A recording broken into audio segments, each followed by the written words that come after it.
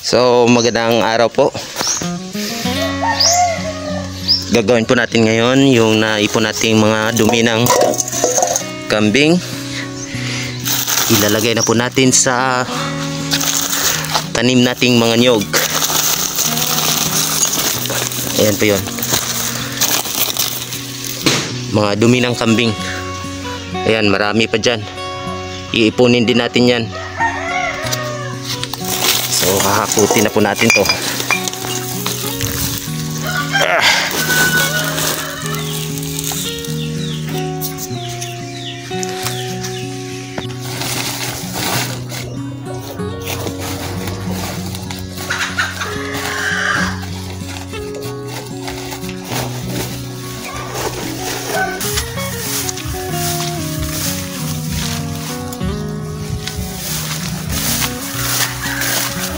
So andun po sa unahan. Ayan po yung mga tanim nating nyog.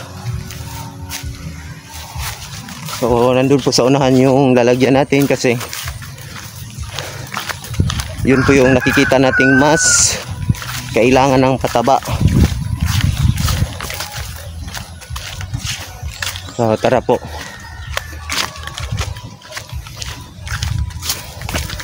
Dito po kasi medyo malalaki na po yung mga puno ng nyog. Yan. Lampas tao na po. So dito po tayo sa kabila.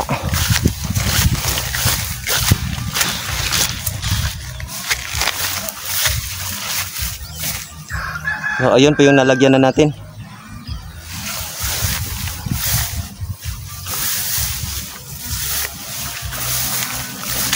So dito po yung lalagyan natin kasi ayan po,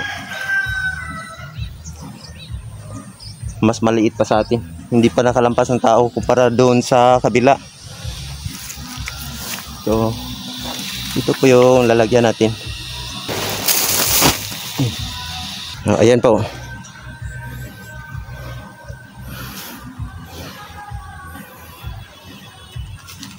Sa nakikita nyo, 3 puno po yung tinanim ko sa magkalapit na pwesto. Meron po kasi akong nakita dito doon sa ibang barangay, kaya ginaya ko na rin kasi hindi naman masamang subukan natin, baka successful po yung plano natin. Pag hindi, edi putulin natin yung iba. So ganun lang po. Yan. Tapos meron din naman akong nakita na 3 nyog na puro may maraming bunga po talaga, kahit nagkadikit po yung mga puno nila. Kaya susubukan na rin natin, baka sakali. So ayan po, mas maliit po ito ng kaunti kumpara dun sa kabila. Mas mataas po dun, siguro dito sa na diferensya po sa lupa dito kasi palaging may tubig po dito. Yan, tapos siguro kulang sa taba ng lupa. So andun po yung iba, marami po ito. Pag naging successful po ito, magkakaroon talaga tayo ng medyo malaki-laking blessing. So ito po.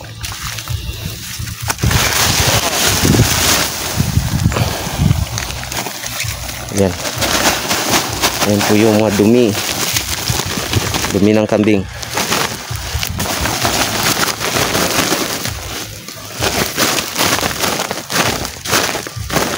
Meron po kasi tayong inalaga ang kambing. Ayan.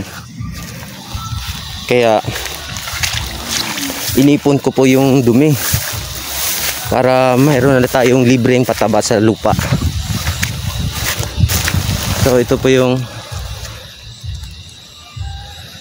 isang linya na medyo malalaki na. Yan.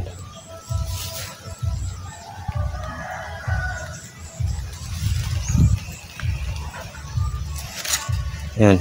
Dito sa kabila, dito yung medyo maliliit ng konti. Yan. Kaya dito natin ipo-focus yung taba, yung mga dumi ng kambing, para dagdag fertilizer na rin. So tara po, kunin pa po natin yung iba. So yun po, sana ay meron po kayong natutunan.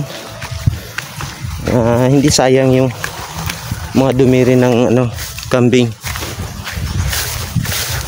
Ipunin nyo lang po yun, tapos meron na kayong libreng pataba ng lupa. Alright.